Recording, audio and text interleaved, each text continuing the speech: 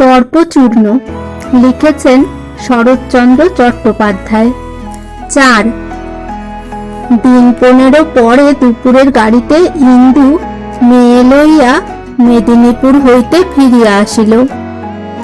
স্ত্রী ও কন্যাকে সুস্থ সবল দেখিয়া নরেন্দ্রর শীর্ণ পাণ্ডুর মুখ মুহূর্তে উদ্ভাসিত হইয়া উঠিল।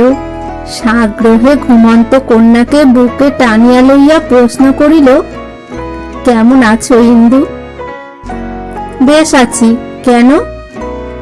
তোমার জ্বরের মতো হয়েছিল শুনে ভারী ভাবনা হয়েছিল, সেরে গেছে? না হলে ডাক্তার ডাকাবে নাকি? নরেন্দ্রর হাসি মুখ মলিন হইল। কহিল, না, তাই জিজ্ঞাসা করছি। কি হবে করে?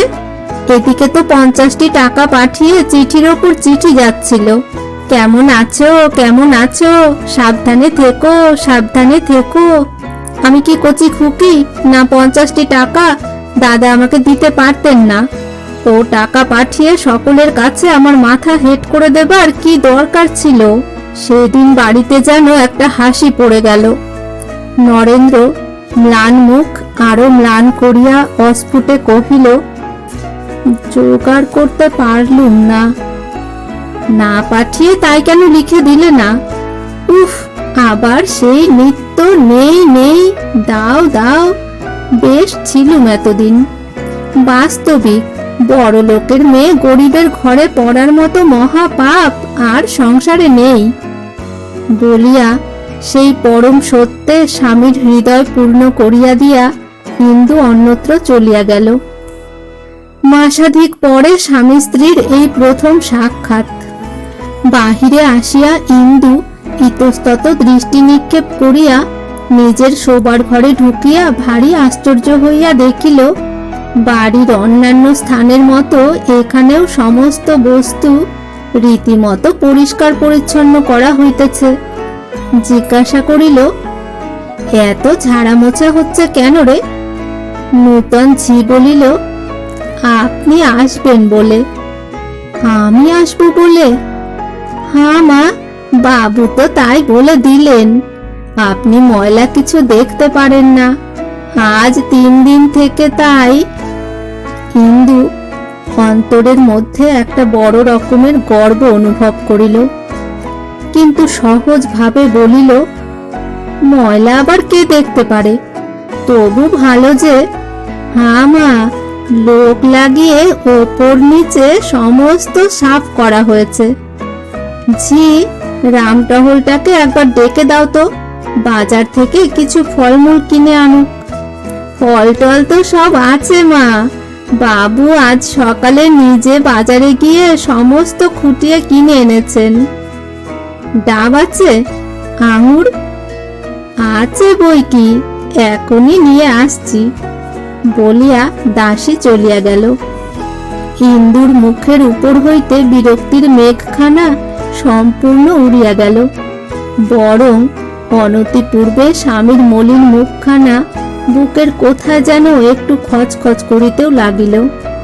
বিশ্রাম করিয়া 2 ঘণ্টা পরে সে প্রসন্ন মুখে স্বামীর বসিবার ঘরে ঢুকিয়া দেখিল, নরেন্দ্র চশমা খুলিয়া খুব ঝুঁকিয়া বসিয়া কি লিখিতেছে। কহিল, অত মন দিয়ে কি লেখা হচ্ছে? কবিতা? নরেন্দ্র মুখ তুলিয়া বলিল, না। কি তবে? ও কিছু না বলিয়া সে লেখাগুলা চাপা দিয়া রাখিল। ইন্দুর প্রসন্ন মুখ মেঘাবৃত হইয়া উঠিল। কহিল, তাহলে কিছু নার উপর অত ঝুঁকে না পড়ে বরং যাতে দুঃখ কষ্ট ঘটছে এমন কিছুতেই মন দাও। শুনলুম দাদার হাতে নাকি গোটা কতক চাকরি খালি আছে বলিয়া ভালো করিয়া স্বামীর মুখের পানে চাহিয়া রহিল। সে নিশ্চয় জানিত এই চাকুরি করার কথাটা তাহাকে চিরদিন আঘাত করে। আজ কিন্তু আশ্চর্য হইয়া দেখিল, আঘাতের কোনো বেদনাই তাহার মুখে প্রকাশ পাইল না। নরেন্দ্র শান্তভাবে বলিল, চাকরি করবার লোকও সেখানে আছে, এই সম্পূর্ণ অপ্রত্যাশিত উত্তরে ইন্দু ক্রোধে জ্বলিয়া উঠিল। ক্ষণকাল অবাক হইয়া থাকিয়া বলিল, তা জানি, কিন্তু সেখানে আছে, এখানে নেই নাকি?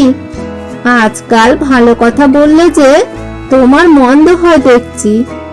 ঘরের কোণে ঘাড় গুজে বসে কবিতা লিখতে তোমার লজ্জা করে না? বলিয়া সে চোখ মুখ রাঙা করিয়া ঘর ছাড়িয়া গেল। এই দ্বিতীয় সাক্ষাৎ। হ্যাঁ, এ যে বউ, কখন এলে? পরশু দুপুর বেলা। পরশু দুপুর বেলা? তাই এত তাড়াতাড়ি আজ সন্ধ্যেবেলায় দেখা দিতে এসেছো? না ভাই বউ, টানটা একটু কম করো। ইন্দু ঘাড় নাড়িয়া কহিল, চিঠি লিখে জবাব পর্যন্ত পাইনি, আমি একা আর কত টানবো ঠাকুরজি? বিমলা আশ্চর্য হইয়া জিজ্ঞাসা করিল, জবাব পাওনি? সে না পাওয়াই, 4 পাতার জবাব 4 ছত্র তো।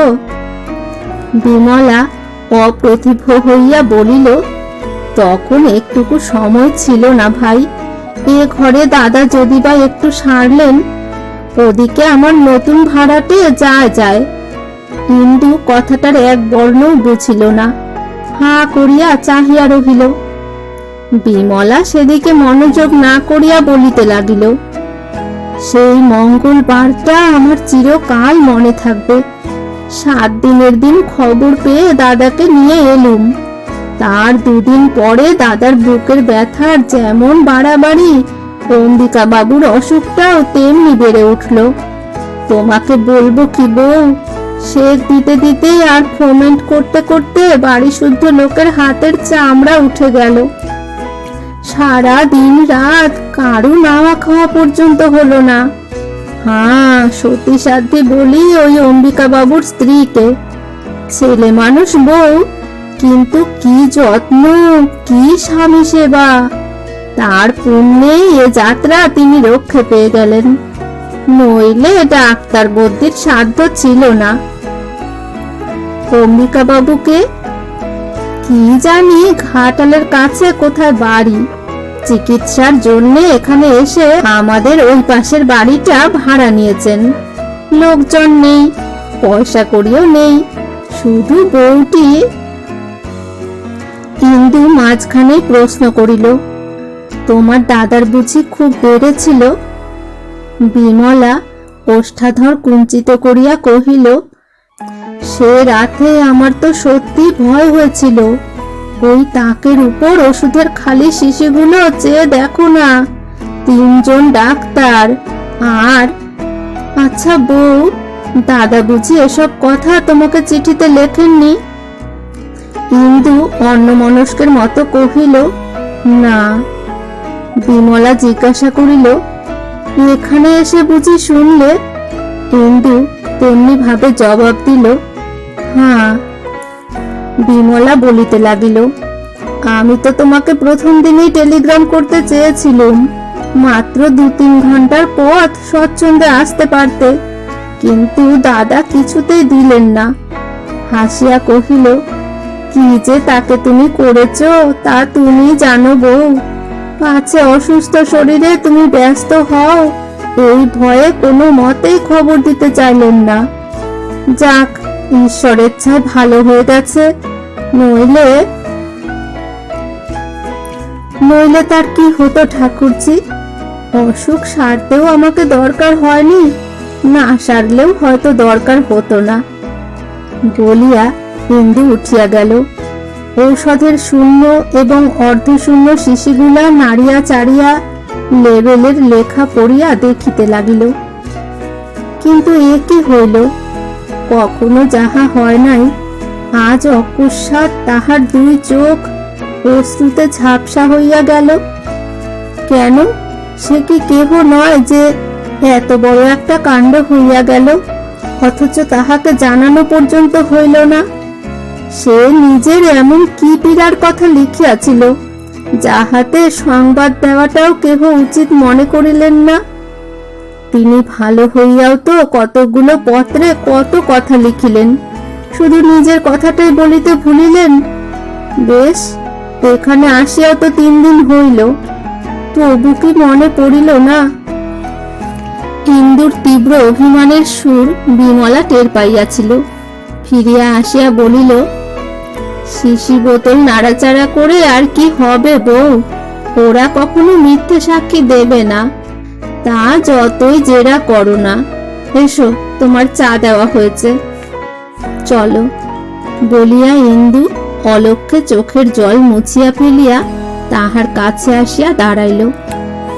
চা খাওয়া শেষ হইলে বিমলা কি জানি ইচ্ছা করিয়া আঘাত দিল কিনা, কহিল, সে এক হাসির কথা বউ, এক বাড়িতে 2 রোগী, কিন্তু দুজনের কি আশ্চর্য ভিন্ন ব্যবস্থা।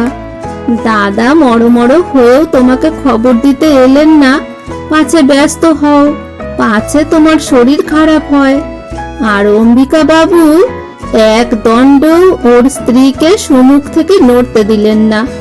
তার ভয় সে চোখের সম্মুখ থেকে গেলেই তার প্রাণটা বেরিয়ে যাবে। এমনকি সে ছাড়া তিনি কারো হাতে বিশ্বাস করে ওষুধ খেতেন না।